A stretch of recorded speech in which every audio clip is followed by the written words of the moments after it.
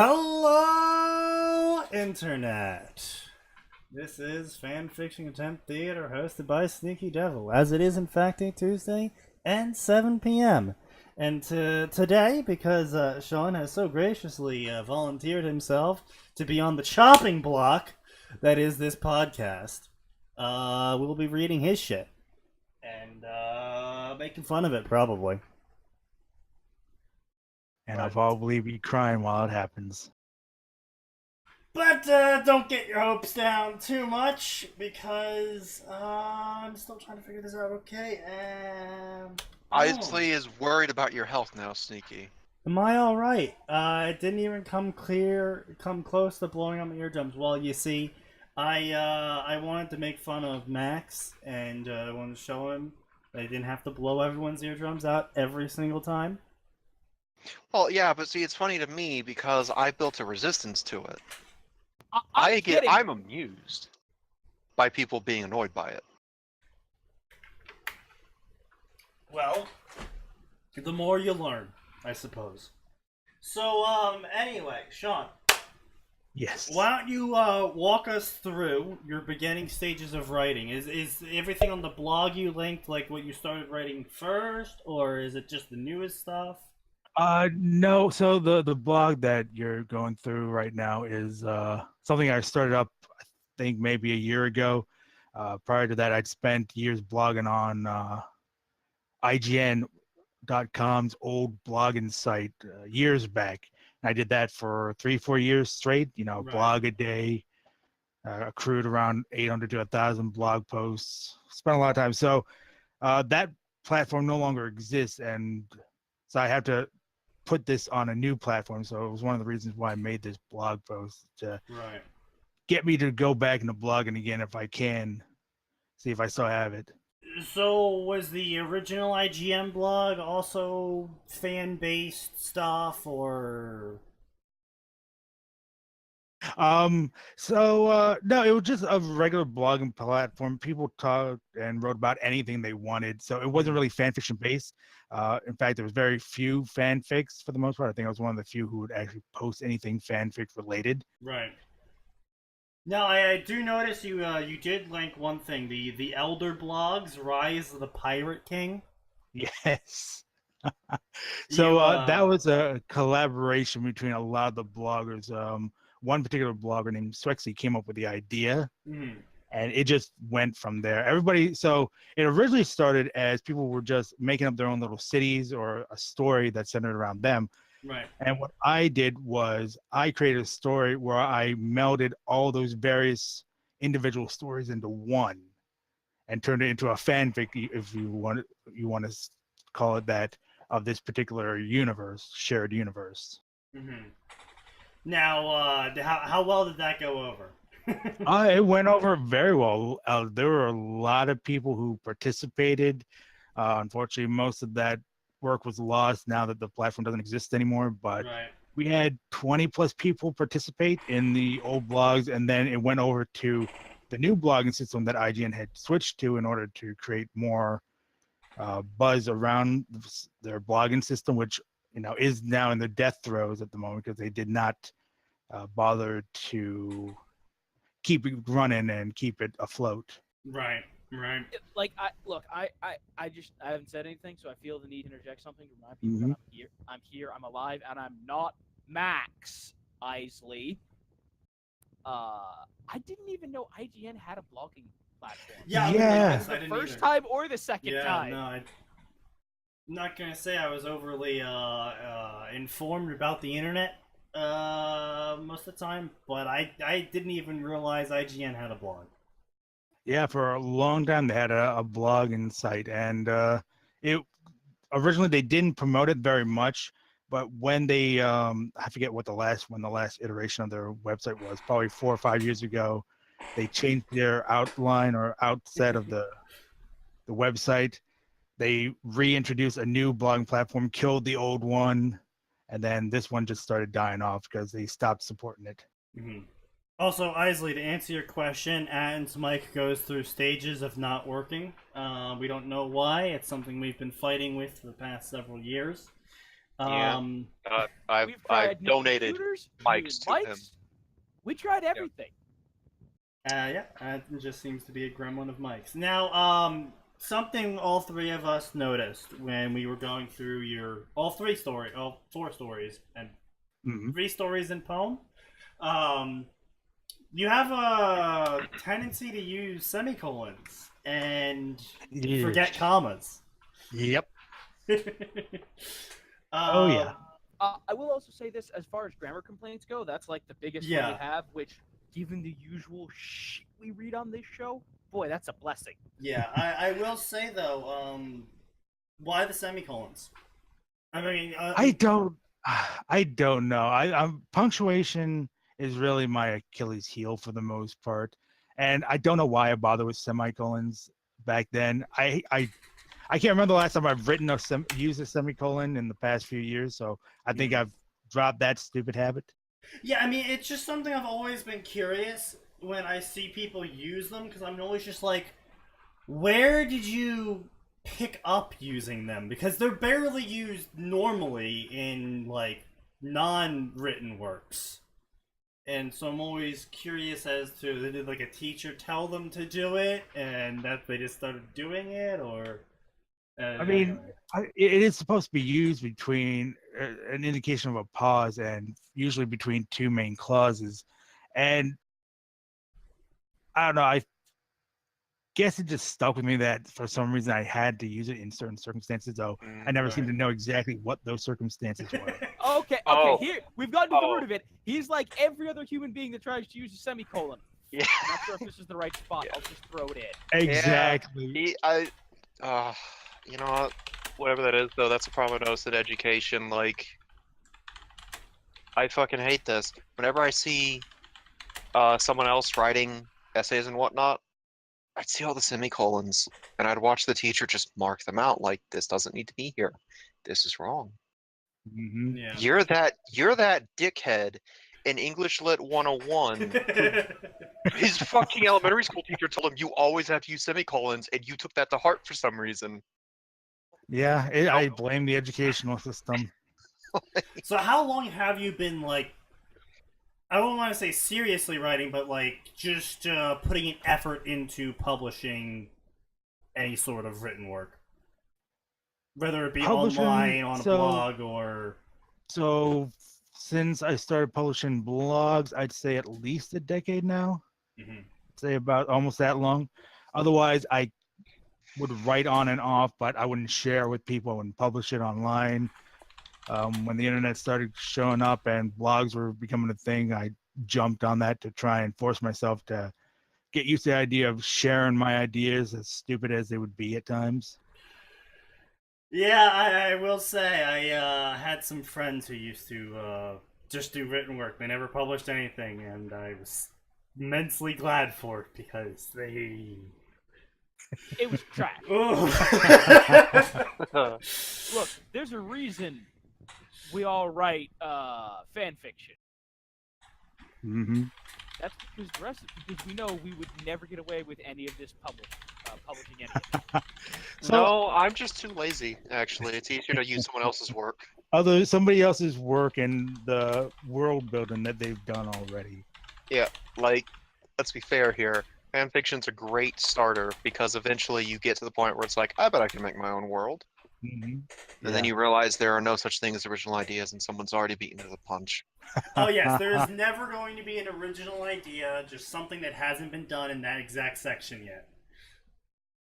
For me, that would have been J.K. Rowling. She ran away with one of my ideas that I had been working on for a while, and I flipped the hell out when I just... in the exact same place as you, because I had been Everyone's working on Valkyrie since Dark Souls 1, and then Undertale comes out with like 90% of my stuff for her. I'm just like, now everyone's gonna think it's an Undertale clone. Exactly. So when I eventually push out my own series, it'll be, oh, this is a Harry Potter clone. It's like, no, for God's sakes, no. I was inspired by Ursula Le Guin, for God's sake, not J.K. Rowling. So, is that the Flames of Elysium story you're talking about? No, the Flames of Elysium story was just something that I wanted to do because I just found out that Blizzard was holding a fanfic contest, and I said, you know what, I want to at least try this because I love the Warcraft series. I wasn't too well versed in StarCraft because I didn't play StarCraft a lot. I was all about Warcraft, and so I wrote this in 24 hours because the deadline was in a couple of days, and that was all I had to work with, and I had to submit it as is, as you see it right now. That's how it was submitted, and there were so many problems with my story. For something written in 24 hours, that's still pretty good. Yeah, that's still Thank you. hefty. You did mention though that you were trying to write a longer version of this. Yes, I am working on a novel version of this, which I started a little while back, but I had to shelve it because there were some things that weren't working. But it's a lot different than what the short story is in terms of how it's being written right now. Okay. And what's the original story? You said it's a Harry Potter-ish story. You want to tell us about that? No, this one I do want to keep under wraps because I've been working on it for a long time. It's kind of my brainchild at the moment. Oh, darn, Sneaky, he's on to us. Yeah, damn, we can't steal another idea. But like in the Flames of Elysium, I've expanded the cast. In a short story, I try to keep it as small as possible because I think the limit for the contest was 8,000 words, which was not enough for me to accomplish what I wanted to do. So the ending turned out to be rushed. One of the characters, the way they spoke, didn't mesh with what I had written prior in the beginning of the short story. Right. Now, I have gotten a couple questions from some people from time to time about writing short stories. And I don't, because I'm one of those people that likes to set up a long game. And short stories are not good for that. Yeah, definitely not. Is there any advice you would give someone after you've done your own attempts at short stories? So that was my very first attempt at a short story, and I realized that I can't be so verbose when it comes to my writing a short story.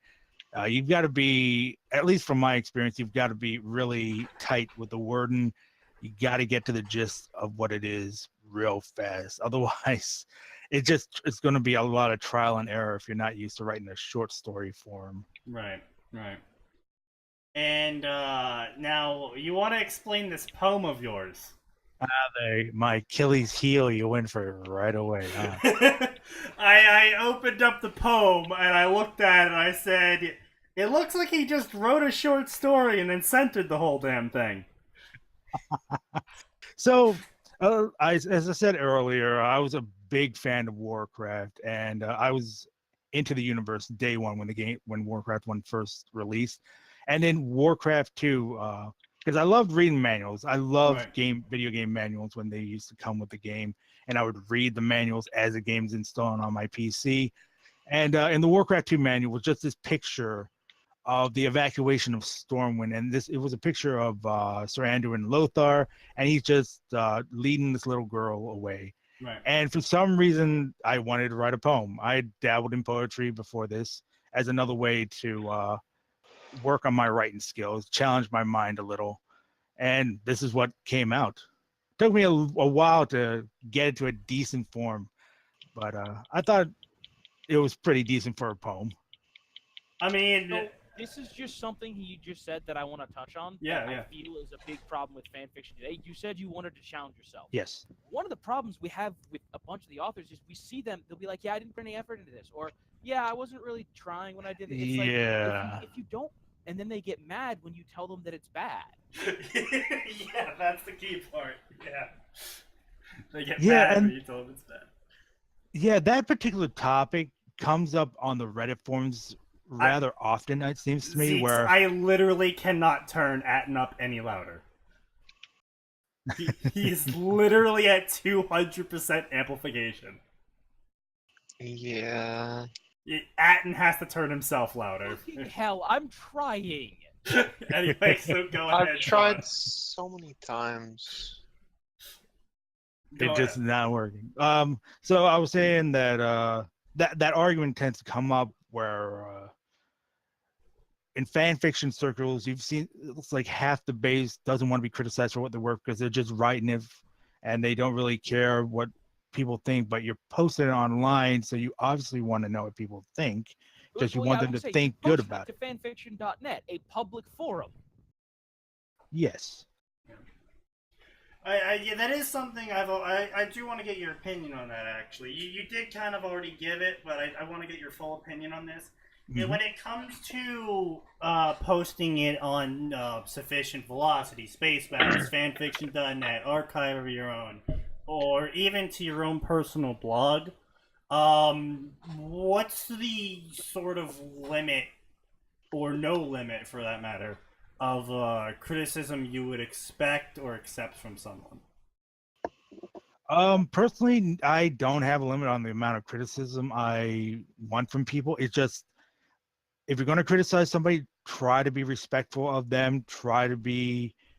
Don't try to be mean and vindictive in your criticisms or try to be obnoxious. Boy, it almost sounds like he's aiming this at a certain person on our fucking podcast. Yeah, Max!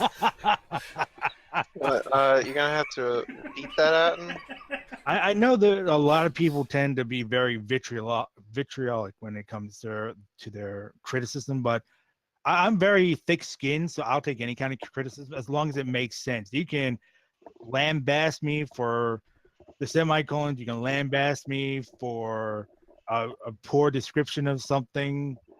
But as long as it makes sense to me, I'll take it, because I've taken a lot of grief over the years. So basically, as a blogger, your limit is it has to at least make sense. Yes. Okay, that's fair enough. Yeah. No, it's something I've come across a wide range of opinions. I've met everyone who goes. I've met from people who literally say you can't criticize people, that might hurt their feelings. To people that are like, yes, feed me more flames. Well, criticism is essential, because if you want to be better, get better, and improve as a writer, you need that criticism. If people aren't criticizing you, then obviously your stuff is so bad that they're too... That it happens when we do. We're just like, we're done with this story. We just can't even muster the energy to criticize you. We're just so done with this story. Yeah. But that's the thing. I've always looked at fan fiction as a means to improve your writing. Yeah. And that's how I approach it. So I take it, semi-seriously. I won't go full bore where I'll do 5 or 10 re-edits of this stuff, but at the very least, I'll try to take out the most egregious errors. Mm-hmm. Yeah, I mean, that's definitely something I've done myself. The Dark Souls story has gone through 3 full sweeps at this point, and the 2-step goodbye has gone through 4 or something. Well, actually, our Dark Souls story has technically gone through like 5.5 sweeps. Yeah. Only one of them actually counted for rewriting, though. Yeah. But the other 4.5 were us just. It's something I have noticed with a couple of people. So some people like to recommend me fan fictions, and they go, "Okay, the first few chapters are pretty bad, but his grammar improves from there on out." And I just sit there, I'm like, okay, well, if his grammar improves from there on out, why didn't he go back and fix the first couple chapters? Mm-hmm. Yeah, exactly. Like, if the point is to get people to read your story, and like on this podcast, where you read your first chapter and go, holy Jesus Christ, we need some fucking exorcism here. God damn it, I found the problem. My microphone turned its volume down again. And yes! Now it's turned itself now up. we can hear the hurricane. No, I personally had to turn it back up. Okay, now turn it down. And now turn Atin back to 100% instead of 200. Is that what I'm like? Yes, that's what it's like with you every day.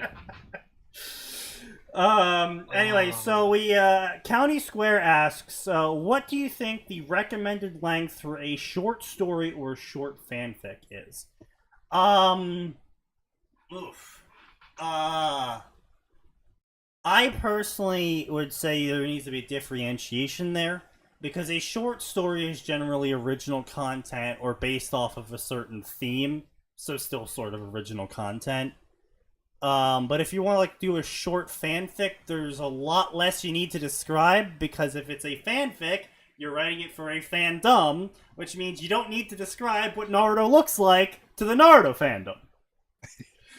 And if you do describe what Naruto looks like to the Naruto fandom, don't have him walk by a convenient mirror, where he will then spend 5 to 10 minutes pondering his appearance, which he's never done before.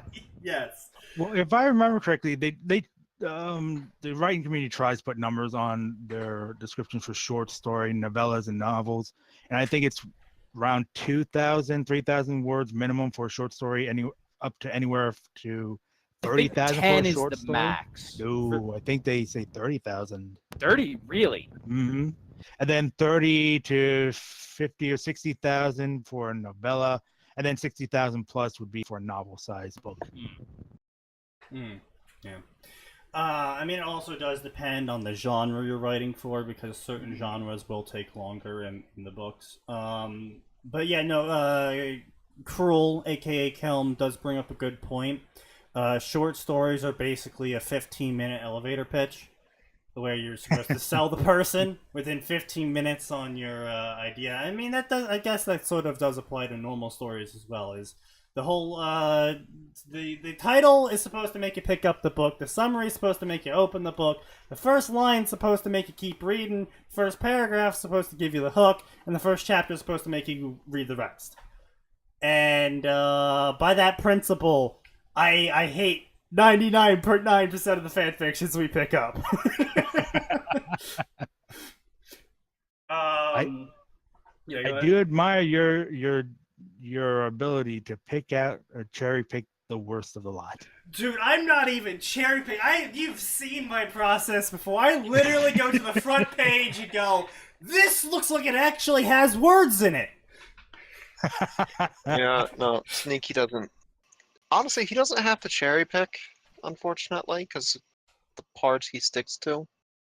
Yeah, like, look, we've shown it before on stream, what our process, and I hope everybody can feel the air quotes there. Yeah. We just hit, we have a semi-fancy algorithm now, but, man, it used to be literally just going to whatever section, like the Ruby section, the Naruto section, the Mass Effect section, whatever, and hitting the just updated button. That was literally our process. And because you like Warcraft so much, we're going to do exactly that. Oh, God. No filters, let's see what we get first. Sauron, the Twisted Blade. Charming, handsome, debonair. Sauron, Night Flame, inherits the Rogues Guild in Capital City. But he's a twisted blade. Carefully planned acts of chicanery, violence, and secret dealings with powerful Kabbalist individuals are masterfully cached. But everyone has an Achilles heel, and Sorens arrives years later in the form of a beautiful new student from Silver Moon City. Fantasy drama. Okay, as cheesy as that is, you know what I'll give him? It's got proper grammar. That's more than some of the summaries have. Soren's arrives. I don't think that's proper. Oh, yeah. He does have you there. 5 out of 10, some effort. +5 for vocabulary size. Yeah, it's not often you see chicanery used. Nah, yeah, I'll give you that. More importantly, it's used properly. Yeah. Like, honestly, I want to click on, like, I think we should click on that one. I don't know. I despise drama. So, okay, I will give you guys a hint. I really don't pick up drama and angst stories to read on this podcast because I despise them. I never would have guessed. See, that's why when we get enough money on the Patreon, we're going to pay an impartial person to do this. Or pay me to do it. No, because you can't stop yourself. Like we don't want to discriminate against the trash. That's the thing, right? We want all kinds of trash. We want to spread the trash around. What the fuck is this? An unlikely friend. After a fight to the death, a paladin instead intends to sacrifice himself to save his allies. However, having survived, he finds himself trapped with an enemy, a Zaladari troll. After both getting off to a bad start, the human soon discovers that to survive in the humid, unforgiving jungle, they need each other. They both get injured.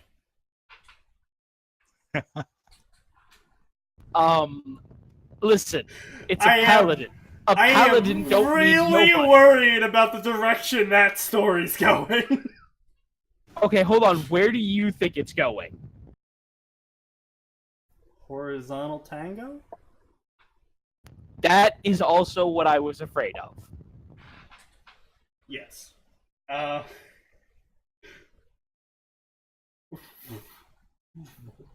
Can I just say that a long time ago, I did try to write a Warcraft-themed fanfic, and I went through the most cliche trope you could of the character waking up from a long slumber who'd forgotten his memories. And I did the whole description of himself. Oh my god. I never finished it. I wrote the first page, looked at it, I said, hell no, and I threw it away. But see, that's the difference between you and most of the people on the site. You went, this is a terrible idea. Other people on the site would go, man, this is great, and everybody will love it. See, I thought it was great, but the way I implemented it was horrible. Okay, now I will say, I did read a Warcraft fanfic one time in which Sylvanas accidentally kills Jaina while Thrall is in the camp, panics and revives her, and is like, oh shit, and the whole story is just her trying to figure out how to convince Thrall she did in fact not kill Jaina, and that Jaina is just going through an emo phase. Listen, I want to read that. Can you link that actually to me? sounds like I don't fun. even care if it's dead. Because Jaina keeps calling Sylvanas mistress and shit, and she's like, oh my god, this is not gonna work. No, seriously, Sneaky, do you have that story No, still? it's dead, and I completely don't remember it at all now, besides the fact that those two were involved. But, you know, oh my god, it was actually hilarious. That's a brilliant idea. That for a story, I would definitely read it. But, yeah, so, yeah, the Warcraft section does have its good ones. There was the other one that I wish I could give you right now, but I would need to go through a whole process of logging out and logging in. But, it's, Yogg Saron, gets killed by a raid, and, proceeds to reincarnate as small human girl, who is still Yogg Saron. There we go. That I want to read. It's actually completed, and it's actually excellent. And I'll, after this podcast is over, I'll drop the link in the fanfiction section for it. Because, 10 out of 10, 100%, if people like Warcraft lore, they should read that story.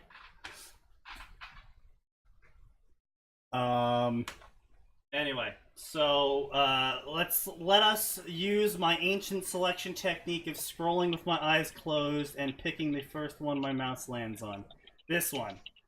Okay, so it's The Hard Way is Just as Easy. It's 2,000 words, and it's a one-shot. So, excellent. You ready for this, Sean? Let's do it. When anything goes, the gloves come off. Or, the Death Lord has a way with dealing troublesome animals where all else fails. Legion era What? pre-Nighthold. What? Uh-huh. I needed something light he just and said a lot of fluffy. words. Those words are all dumb. I needed something light and fluffy to write, and I've been compiling the one-shots and blah blah blah. This one concerns Death Lord Albany. Albany? Albany? I think it's You probably know what? Albany. I'm gonna call him Death Lord Alabama. Death Lord Because that's Alabama more it is. interesting. Southern accent? We're gonna use the southern accent for Isn't this? that actually, isn't Albany a city in Alabama? Albany, New No, York. Albany is a... I said I- Alabama, but Death Lord Albany also works. I think that's what it is, Albany. But I'm offended as someone who lives next to New York. Hmm. Could always just call him Death Lord Al. Death Lord... That Death works. Lord Al! From the even worlds want you to overindulge. How do you feel about that? That's not any worse than when I turned Pontiff Sullivan into Pontiff Sully. Pontiff Sully.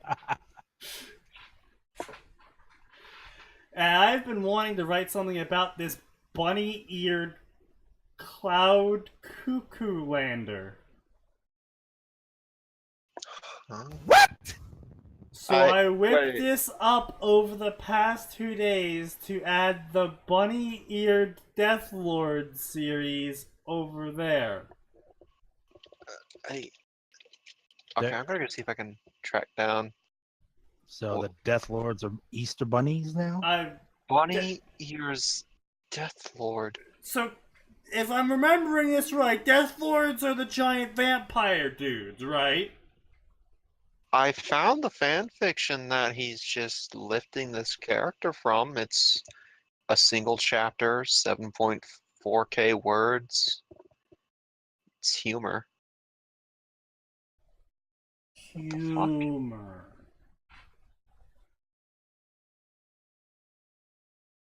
Oh, no, it's a Death Knight? It No. says published April 15th. Has absolutely no reviews. Has one fave. Wait, is this the same author, I guess? Yeah, I think this is the same author, and don't worry, they don't have a single favorite, follow, or review on this story either. Good.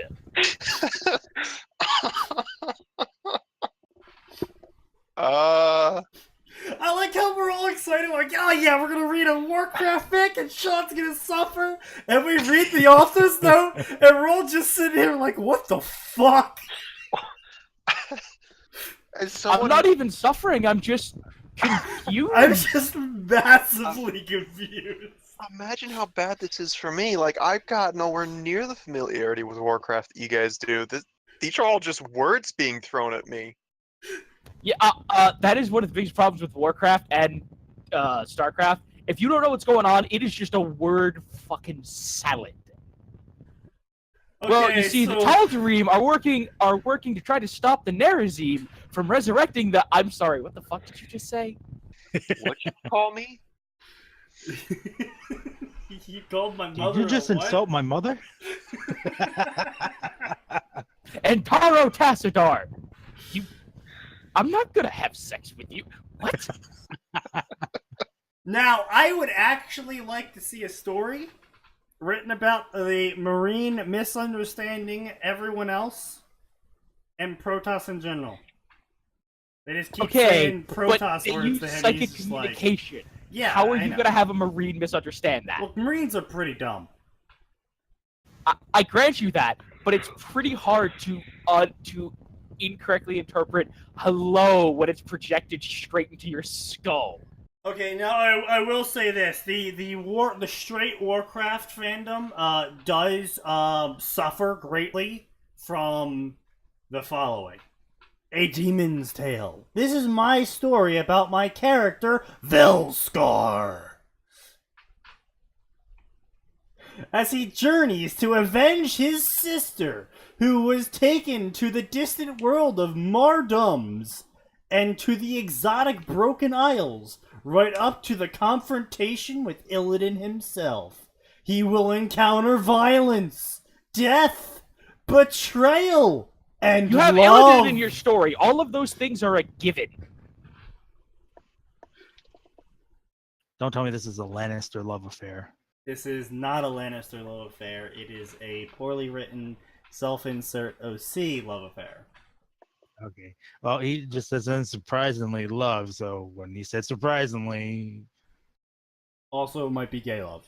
We don't know. That maybe that's what the surprise is. Yeah, he's gonna bang Illidan. That might be what the surprise is. Yeah, that would certainly be surprising.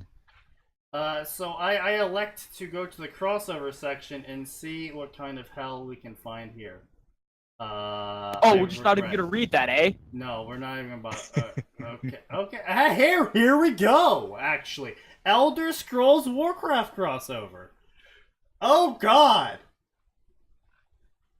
All right, I said I would read this.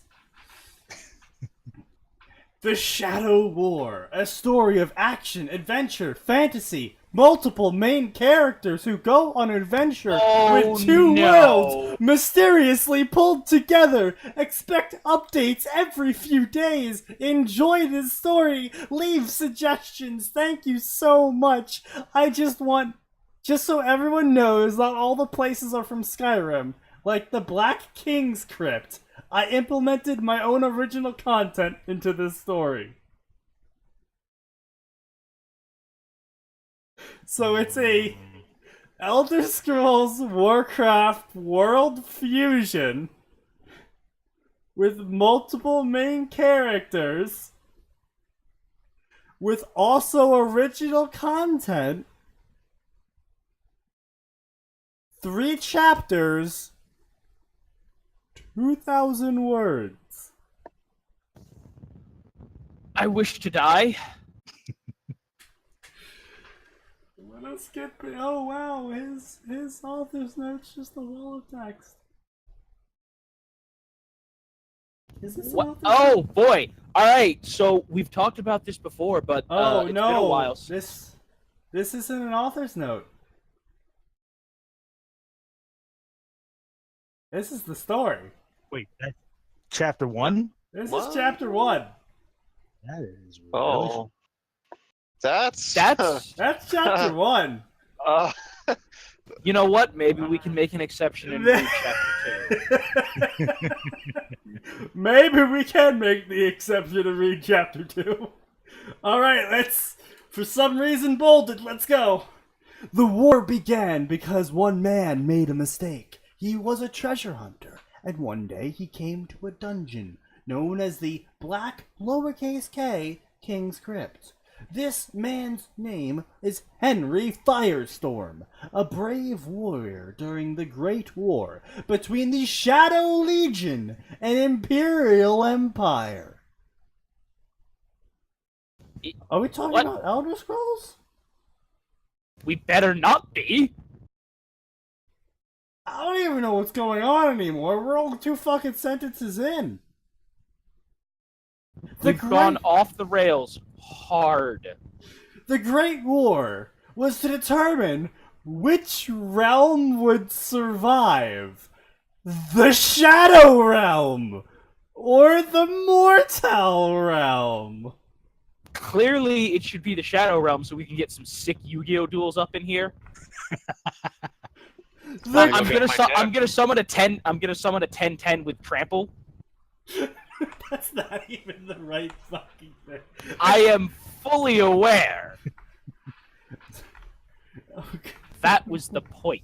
During the Great War, all mortal races put aside their differences and fought as one against the legendary Shadow Legion. But after the Great War, Firestorm has no job and was homeless, so he picked up his sword and put on his armor on and sought the gold from the dead. Things that wouldn't have been given to him by a state-issued military? And on the day he entered the Black King's crypt, Firestorm planned on making a huge grab. Little did he know he would start next war between realms. Henry entered crypt and noticed immediately how dark it was. I'm sorry, it's called the Shadow King's Crypt. What were you expecting?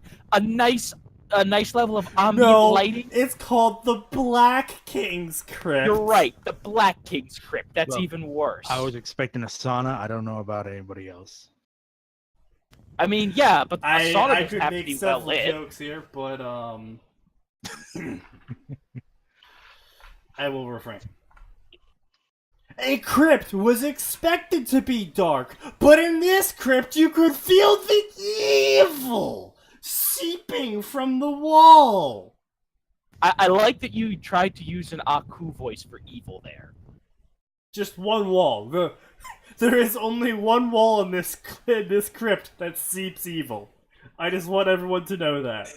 And no roof. Listen, it's the wall attached directly to the troll's bathroom. And here you can see the lovely apartment, and that's the wall that cries every night in tears of blood. And if you move on to this room... Can we go back to the wall? What? Oh, I'm sorry. Did no one tell you? Yeah, the apartment 4 blocks over used to be home to a chaos cult. Honestly, the wall of blood isn't even that big of a deal. It evaporates after a few hours. He discovered the wall of unspeakable evil! Really, you can't speak about the wall. It's actually removed from the English language. So. Oh my god, it's like Kingdom Hearts 2 when they stole the word when the nobody stole the word for memory max. That was stupid. No, picture. It was picture, wasn't it? Yeah, picture. Yeah, they went and they stole the word for picture in a digital database. Like, what the why? Yes, Calvin. The wall of unspeakable evil is located right next to the wall of speakable evil. Oh, that must be confusing at the gift shop. The wall of speakable evil just has Mel Gibson's voice. No, it's just Nicolas Cage shouting bees, not the bees. Anyway, let's keep going with this. Blah, blah, blah, blah. Seeping. It was waiting for him to make a wrong move, and then it would kill you silently, and no one would ever hear what happened to you. Well, yeah, it's the wall of unspeakable evil. It better be silent. It's the wall of seeping evil, actually. Oh, seeping evil. I'm sorry. But Henry's greed was too great for him to leave. He had to have the gold. He had walked through the long underground halls. He hated being in tight spaces like this. He could not move during a fight.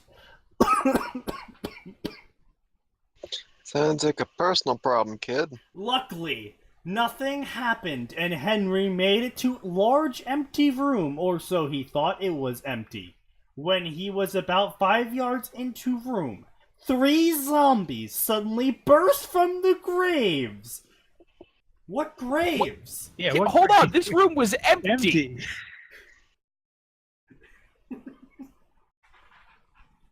Okay, yeah, fine.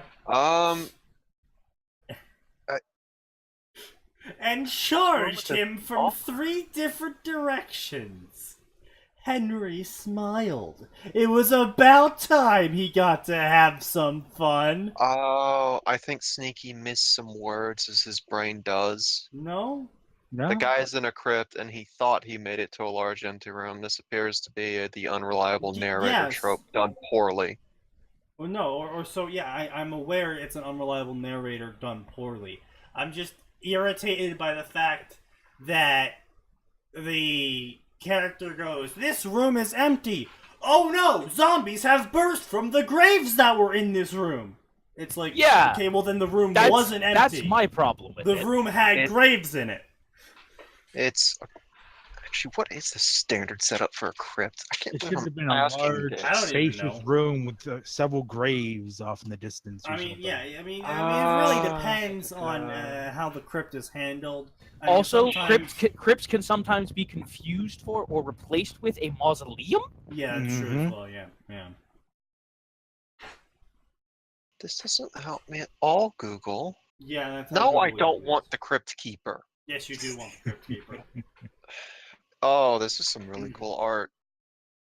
Henry I don't pulled want out the Crypt his Keeper. sword and Cool. cut down the nearest zombie. By the time he cut down the zombie, the other two zombies were on him. He swung his sword 180 Right. degrees and Go cut... put this in dumpster. This is good art. Oh Sorry. god! And cut the he off the second zombie. Oh, come on, man! He's already dead. Why you gotta be like that? Oh! Actually, wouldn't have been rotten off by then? I I you mean, would it hope. depends. It's a zombie. Apparently, this one didn't, though. At that exact moment, the third zombie jumped into the air. These are some spry-ass zombies. Yeah. What the fuck? Are we about to enter some sort of, like, Asian kung fu scene? Oh, All no, the but, zombies all entered the cheat code. I know kung fu. Oh. Krill says they're all zombie acrobats. Of course, of course. They're just zombie acrobats. They're still wearing the tattered remains of their spandex. Henry saw this coming and cast a fireball the size of a fist. The fireball hit the zombie as soon as he landed, a foot away from Henry. The explosion caused the hair on Henry's arm to burn. Henry stood up and said, "That was fun." Sniff air. What burn? Look down at arm. See hair on fire. Oh, my arm. Damn zombies all find way to annoy people. He seriously wrote it like that, as if he was having a chat on Twitter or something. Also, I enjoy the asterisks of an emoted action. Yes. That's how you write stories, guys. You use /ME. So Of course. we got a Oh. man. So he writes a synopsis for his story essentially, and then he has emotes. Yes. Ah. This is SparkNotes done poorly for the Shadow War.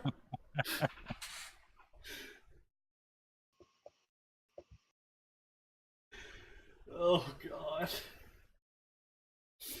Henry continued to walk on, and soon came to the room he thought was Black King's resting place.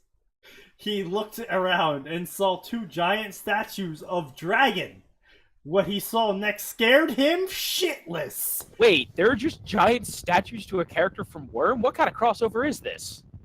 It was statue of Shadow Lord, immortal leader of Shadow Legion.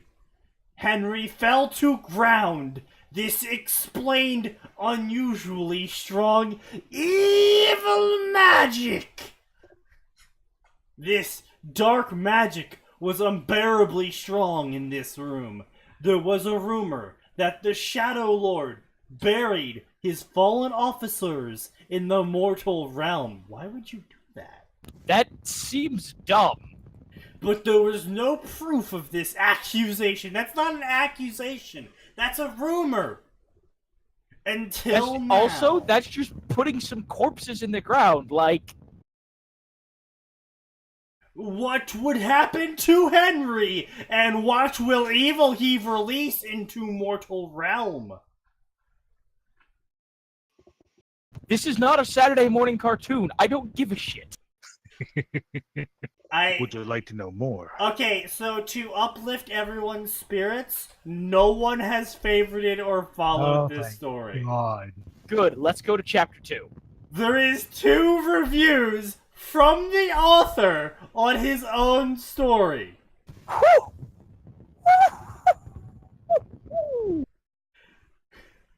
Not all the places in this story will be accurate, just so you guys know.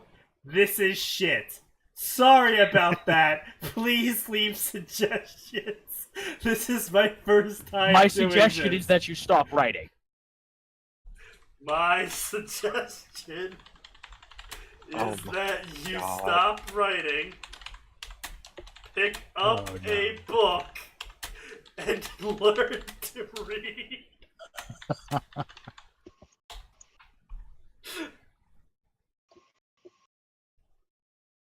There we go.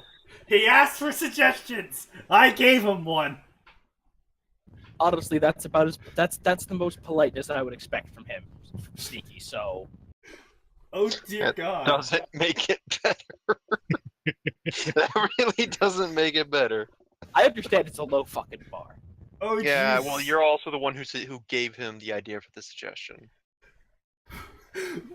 At no point did I say go ahead and write that. I was just making a offhand. And it doesn't matter. You are directly responsible. Beyond No, two worlds. No human being is directly responsible for this fucking idiot. That is a cruel and Hey, unusual punishment. apologize to Sean. He is not a fucking idiot. I don't know. I've been called worse.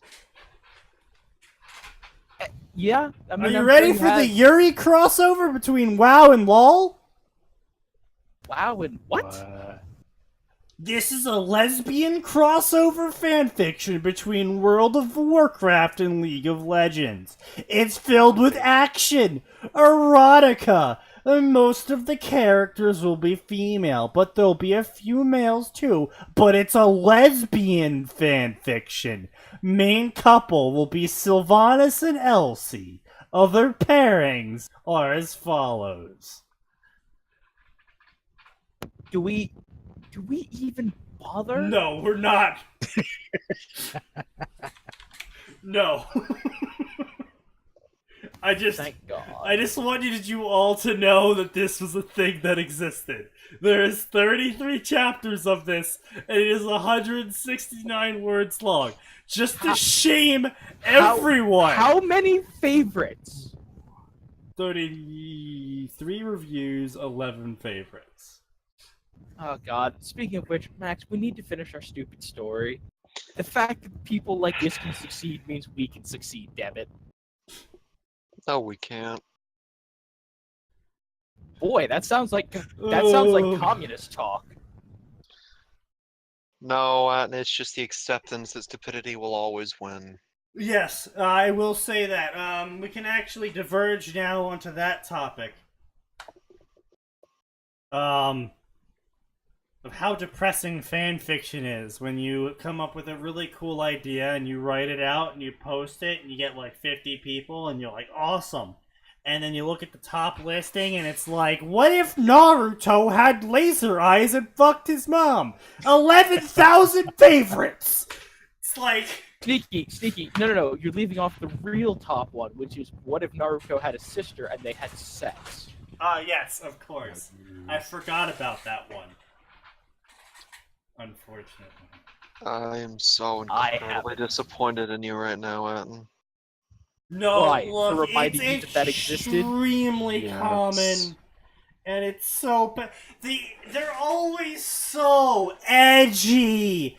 Naruto was the fourth child, and the yin-yang spirit and chakra and soul were sealed into all of his brothers and sisters, and only the body itself was sealed into Naruto, barring the fact that half of those things account for the other half of the things already being sealed.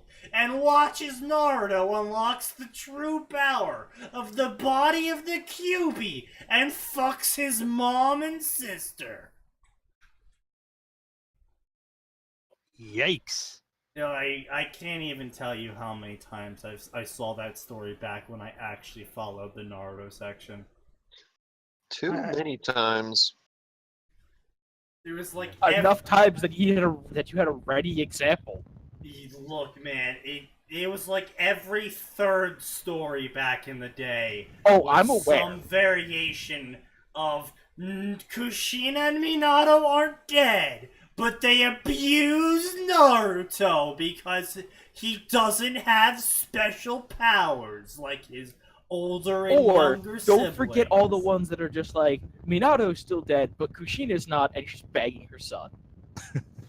I Or- actually haven't seen too many of actually- those, but No, actually, I'm pretty sure the one that's more common we've seen is Naruto revives his dead mother And to then bang fucks her. Yeah, I've seen that once or twice. I Now- feel like we've seen that one more often. I know you're a larger Harry Potter fan than a Naruto fan because you actually wrote fan fiction for Harry Potter. So, how do you feel about that? Knowing that a Path to Guinea fanfic exists because of you.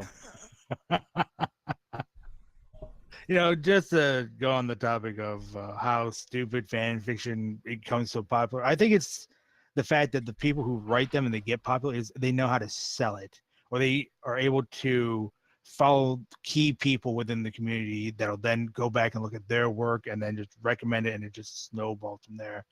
It's the same with traditional publishing. It's about who I you mean, know that's and who true. you Fairy Tail Yeah, that's Dragon true. Slayer does recommend an awful lot of garbage. Mhm. Yeah, I will give you that.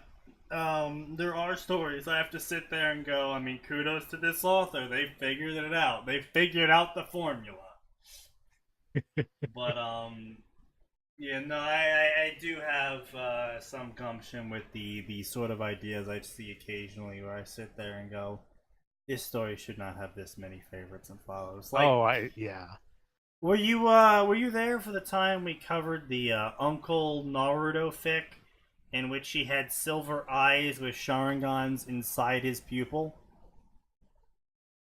No, I don't believe I was there for that one. And usually it's always blue eyes. That So was silver eyes? yeah, because this is Well, you see, they give him blue eyes so that he can become Naruto, the blue eyes white Kyuubi. Yeah. No, this was a Ruby Naruto cross, and Naruto was Ruby's uncle and Summer Rose's brother, so he also for some reason had silver eyes, and he also had Sharingans inside the pupils, specifically the pupils of his eyes. Okay. And that had 1,200 favorites. Oh my god. Yeah. And That's just yeah, I sat there and was like, I can write a better story than this, and that's how Two Step Goodbye happened. And I only have for 400 favorites, and it crushes me inside every time I look at that number and think that a story about Naruto having Sharingans inside his pupil is more popular than this. I should put some machine guns in Jenny's eyes for this story. Hey, I mean, you can always do the Japanese thing and make her grow a minigun out of her ass when she's embarrassed. Or 2 rifles out of her boobs. I mean, that's the other thing. That's the other the thing Japanese Japan do. does for some fucking reason. Okay, hold on a minute. To be fair, Machine Gun Jubblies was Austin Powers things first. I think the Japanese might have done it I'm first. pretty sure the Japanese did it first. Austin Powers was the 90s. I mean, I'm not a cinemaphile, but I think the Japanese got there before Austin Powers. Yeah. The amount of completely unknown quality gold in Naruto makes me sad, says Zex. And yeah, I have to agree with you. There's quite a numerous amount of stories I've seen that have very low favorites and follows, and I'm just sitting there like, wow, this is actually really good. And then I look at the top 4 fix, and it's all garbage. I'm just like, god damn it. It is frustrating in any medium where, you know, you write something and Yeah. you're not trying to be arrogant or anything, but you know that what you wrote is better than what is popular. I mean, I wouldn't even say that. I have a fairly low opinion of all the shit I write, and even I am still able to look at it and go, it's at least better than this.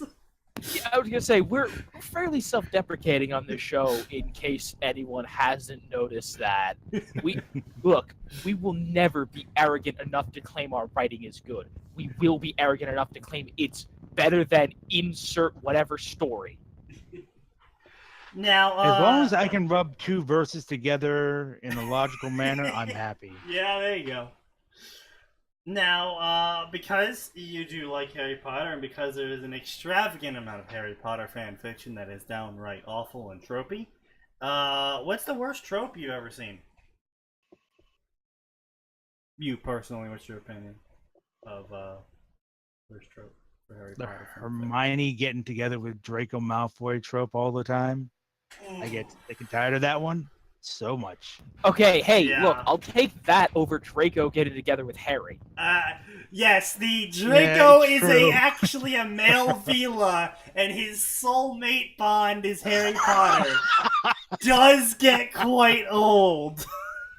Oh, don't forget the ones where Draco uses a potion to make himself look like Ginny, and then bang Harry. Okay, I'm gonna be honest. I have never seen that. What the fuck have you been reading? I'm positive it exists.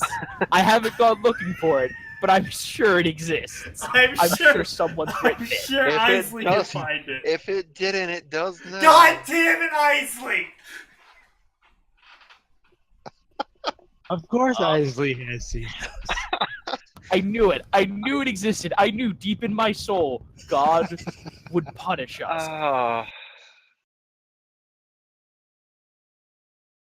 Oh god. Okay. That's So, just- how much fan fiction do you read these days? These days, not a lot. Back 5 years ago, so I tend to read a decent amount. Mhm. It's just the time to write and do other things in real life Yes. prevents real me life from does doing a have lot of yeah. reading of fanfics these days, unless I see something that suddenly somehow grabs my attention. Mm-hmm. What would be your favorite between Warcraft, Elder Scrolls, Harry Potter? What was your favorite fanfic? Would you say then? Any memorable ones? Oh God, no! I'm sure I have a list still somewhere, but I can't recall any that come to my mind right now. No. It's one of those things for me where unless I've read it multiple times, it's not going to stick with me unless it was truly brilliant or intriguing. On that topic, actually, you said your original story was actually inspired by who was it? Ursula Le Guin, the author. And is there? I know Atin's fixated on Brandon Sanderson. Is there any other authors you ever pull inspiration from when you're writing, or? Well, just it's interesting to bring up Brandon Sanderson. I'm a big fan of him as an author because he really knows his stuff. I wasn't a big fan of the Mistborn series, and I actually That's fine. Mistborn, found it forgettable. yeah, I was gonna say Mistborn isn't his greatest by far. Yeah. I think Stormlight Archives is better in pretty much every way. Although I will say Wax and Wayne is a vast improvement. Yep. Over the basic Mistborn trilogy, and I Yeah. like it far more. I only read the Mistborn trilogy. I've been wanting to read some of his other work just to see if maybe it was better than what I expected from Mistborn. His fight scenes were interesting, but I thought they got a little too in-depth and too expositional with how they were using their powers whenever they would fight each other in the Mistborn Yeah, series. he tones that down a lot in Words of Radiance, or Stormlight Archives in general. But if you liked the idea of Mistborn, but you didn't like the characters, or you thought it wasn't well executed, I Mhm. would say give the Wax and Wayne books a shot. Because it's basically Mistborn, but what if I did it better? Okay. Yeah, I'll definitely have to check it out. But to go back on your original question, Sneaky, a lot of authors I take inspiration from. Tolkien obviously was one of the premier authors for me. I'll never ever come close to being a genius and his kind of talent. That man spent decades world building and then just. Okay, but to be fair, he also published a textbook of that world building, and by God, was it shit. I never read the textbook of world building. I've read most of his work, but not that. Yeah, look, the Silmarillion, you can give it a hard pass. No, I disagree. I love the Silmarillion more That's than the textbook I was talking about. Oh, really? You think that's a textbook? I thought it was just. What's a better word?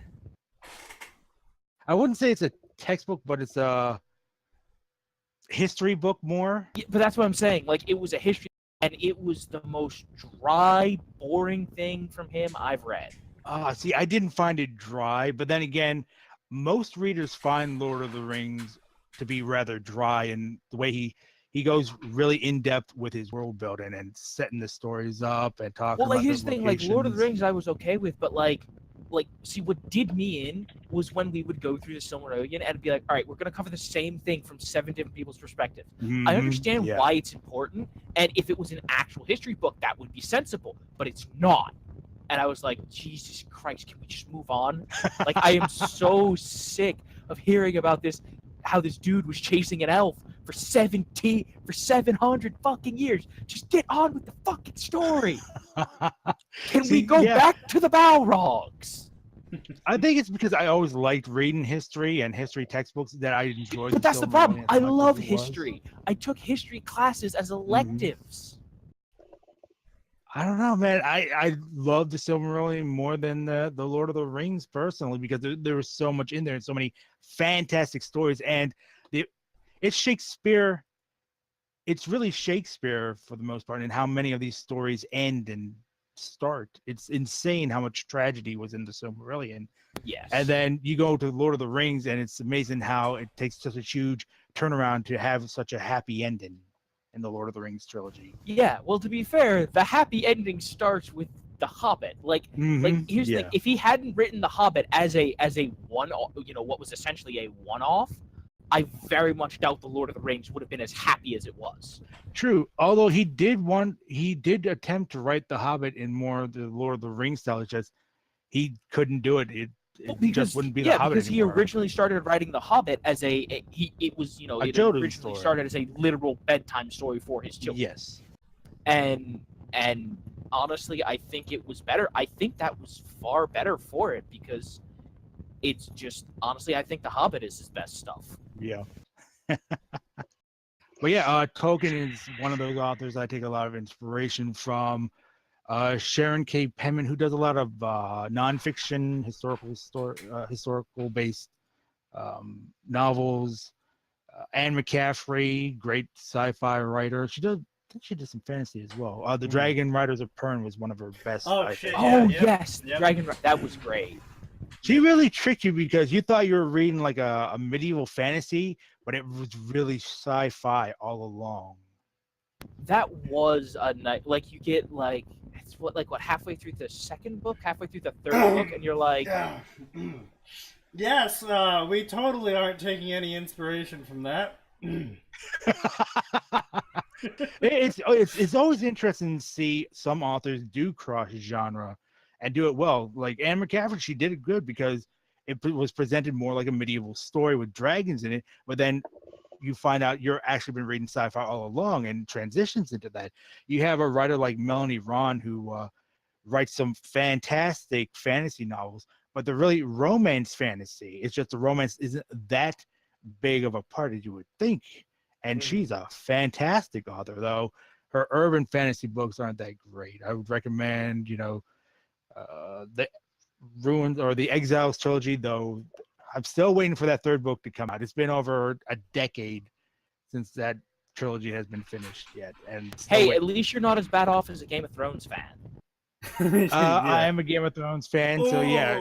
I don't know who I waited for. Don't more. you mean George a Song R. of Ice and Fire? I just go with Game of Thrones. It's what everybody calls it now, so I just stick with it. It is easier. Yes, I will give you that. It is easier. Now I might get some flack for this, But Stephanie Meyer, when she's not writing shitty vampire stories, she did write another book called The Host. Actually, sort of humanity. Fuck yeah. Any of you guys know what it's about? I do No not. idea. No. Okay, so basically, The Host is space communist aliens, parasites. They dig into your back of your neck and fuse to your spinal cord and basically take over your body. And they do this to hundreds of races in the name of saving them from the violence that they perpetuate. Did they make this into a movie? I don't know. Did they? I don't think they did. Oh god, I hope not. It sounds like I've watched this movie as a movie. Wait. Yes! Is it the one where the scene is that one of the hosts taking over comes up to the main character and she thinks inside her head, if he tries to kiss me, I'll bite his nose off? Yes, that is the movie. Track that so hard. It's a shit movie, but let me say the book was a lot better. I don't know, man. The whole concept I thought was... Like I said, it's a bit more humanity fuck yeah. It was during my humanity fuck yeah phase. I didn't even realize it was written by Stephanie Meyer until I fucking finished the book and looked at the cover and was like, oh, fuck. I've been violated.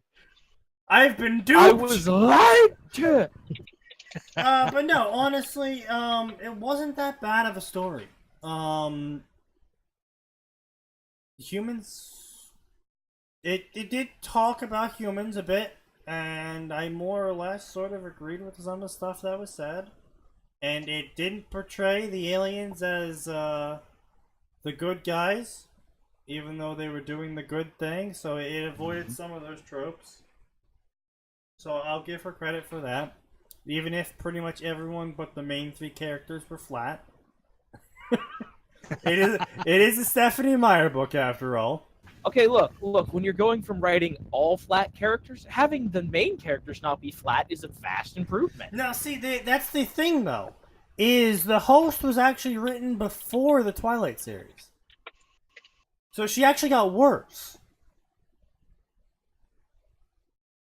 Yeah, no, The Host wasn't a book I would sit down and recommend to other people, like, oh, you gotta read this. But it's like, if someone has it, and they give it to you, or it's free somehow, take the time to read it.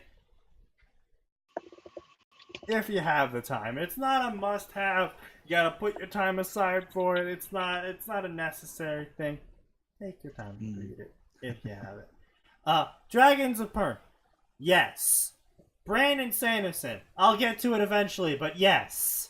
I have offered you the books for free 1,000 times. You are unemployed. You have no fucking excuse. Dresden Files. I have read those. Oh, love Yes. Oh, Dresden Files. If you ever want to have inspiration on how to write magic in a modern era, Dresden Files. Yes. Definitely. If you ever just want a great story that gets just, like, it's one of the few, like, sequel series that I think just keeps getting progressively better, Dresden Files. Yeah, fantastic series. I love it. I love the character. He's such a great character. Well, and the characters he introduced like Molly. Mm-hmm. I mean, hell, even oh god, I feel terrible. Molly's father, like, just that is amazing. Was it Ezekiel or some biblical name like that? No, I think it was a biblical name, but like, Sneaky, help me out here. You okay, Sneaky? The name of Molly's father? It was Michael, wasn't it? Yes, Michael. That was Michael Carpenter. Carpenter. Yep. Yeah, that name was a little on the nose. That's a little on the nose, yeah. A little on the nose. Max, Such a cool it could've- character. Oh no, that's the thing. They're all great characters, but Max, he couldn't have been more on the nose if he'd given Michael a literal clown nose. Fair enough. Yeah, I honestly can't think of too much more to talk about before we actually get into our fanfic of the day. Is there anything else you guys wanted to? No, I say let's just get on with it. All right. So we can be done with the show because I want to go eat. Well, we got 30 more. We got about 30 more minutes of this. 45 more minutes of this. So look, if I get too hungry, I will just leave. Like I'll be like, food. We got 4. We got a talented guest who's providing witty commentary. I can take a break for food. No need to starve for the art. I'll take it out of your paycheck. Don't worry. Ah, yes, our non-existent paychecks. Don't be too harsh, boss. I have a non-existent family to feed with my non-existent paycheck. Don't worry. I'll get it to you by the end of the month. All right. So just to quickly finish off the question, Tolkien, I would say Sir Arthur Conan Doyle, C.S. Lewis, and then Ursula Le Guin would probably be the 4. A lot books. of classics in there. Mm-hmm. Oh yeah, I read mostly classics when a kid. I'm talking about The Count of Monte Cristo, 3 Musketeers as well, Moby Dick. Oh, The Count of Monte Cristo's great. I love The Count of Monte Cristo. I read it almost every other year. I remember the first time I read the 3 Musketeers proper, the unabridged version, I was in 5th grade? Yeah, I was in 5th grade, and we were doing like a mock SAT, but I didn't give a damn about that. But there was a reading competition, and whoever won got their class like a pizza party, and I was the unpopular kid, so I needed all the help I could get. I was like, I can read really well. And you got points based on how long the book was. It said read. I was making a Rain Man joke. Ah. Anyway, so you read a big book and everyone liked you at a pizza party. Yeah, that was pretty much it. It was like one of the only good memories I have from that year. Because like I said, I was the sad nerd. But yeah, 3 Musketeers, great stuff. If you haven't actually read it, like an unabridged version of it, you should. It's really good. I would read a more modern version of it though, because some of the older ones can be a little bit harder to read if they're like a direct translation. Just because some of the direct translations do suffer from being straight from Old French to current day English. Mm-hmm. Yeah. So I actually do have one final question before we move on to the normal scheduled podcast. I did ask this to everyone else that came on, but I didn't really think to ask you because you don't really post on fanfiction.net. Yeah. But do you have a following on the blogosphere or? So on the IGN blogs, I had around 3,000 followers at the time when it finally went down. Mm-hmm. And when you transfer from one platform to another, the majority of them aren't going to follow. Yeah. So this recent blog just started, so there's not really much of a following, though I have encouraged a following on Twitter, Facebook, various social platforms. I recently started up a Discord for writers and enthusiasts. I'm in the process of launched a podcast about writing in general, and mostly talking about my journey as I'm trying to finally finish a book and publish it. Because it's gotten to the point where, okay, I'm tired of world building or dabbling in a book here or there. I need to finish one at the very least and get the ball rolling on that. And branching off of that, what kind of advice would you give to anyone who does have that problem where they keep coming up with ideas, but they really just need to get one done? Stop. If you're going to keep coming with ideas, write it down, forget about it, but focus on one story and get it done. Mm. That's the best advice I can give you. And then just write. Just keep writing and writing so you can improve. The writing I did 8 years ago was nowhere near as good as what I do now. The writing I did 15 years ago was complete another crap, which I'm glad I never shared with people. something I was always told was your first story will always be bad, no matter what. Your first story will always be bad. It tends to be pretty bad, and a lot of people, or I've heard from multiple people that some say that it's the first 10 stories you write that will be bad, and then you finally getting into your groove. Well, I think I've written more than 10 stories, so I hopefully in my groove now. I mean, yeah, no, keep us updated on your published to be published book whenever that does happen. Definitely. But are you seated? Are you properly liquored up now? Are you prepared to suffer? Yeah, I'm prepared to. I've got plenty of handkerchiefs so I can bawl my eyes into. Because these fics were recommended to us by Zex. No. And Zex always provides. And I took a look at some of them. And they're a thing. So, without further ado, let us get into this.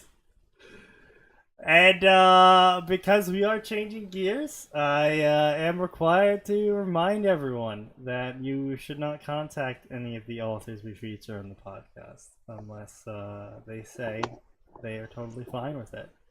And none of them ever do, for some reason. It's weird like that. But it boggles my mind when they don't answer critiques or criticism. Here's the first story. Prepare yourselves, everyone. No, your program spit these out, so you kind of gave them to me. At the very least, Zex, you're directly responsible for what's about to happen. Yes. Coven of 7. Harry Potter, through the sacrifice of his 6 lovers, is thrown back in time. Hold on, what? What? Just jumping right on in. Oh, yeah, we're jumping right on into this. Oh, boy. Is thrown back in time in hopes of avoiding the destruction of Earth. They never expected that Harry would gain the direct attention of fate and death in doing so. Time travel, Harry harem, Harry multiple people, Harry Coven, Harry Potter times Daphne Greengrass, HR.